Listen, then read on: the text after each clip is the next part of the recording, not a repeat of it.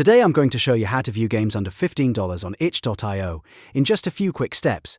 This is a super simple way to find affordable indie games, hidden gems, and great deals without wasting time scrolling through everything on the platform. If you like easy tutorials like this, make sure to hit the like button and subscribe for more helpful videos. Alright, let's jump right in.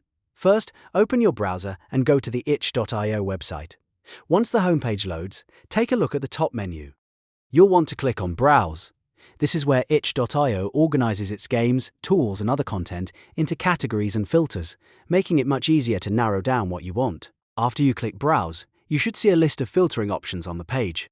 Now look over to the left sidebar and find the price section. In that section, click on $15 or less. As soon as you select that option, itch.io will update the results and show you games that fit within that price range. This is a really useful filter if you're trying to stay on budget or just want to discover cheaper games before buying.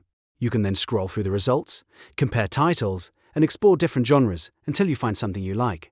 If you want to refine your search even more, you can combine the price filter with other categories on itch.io, like genre, popularity, or tags.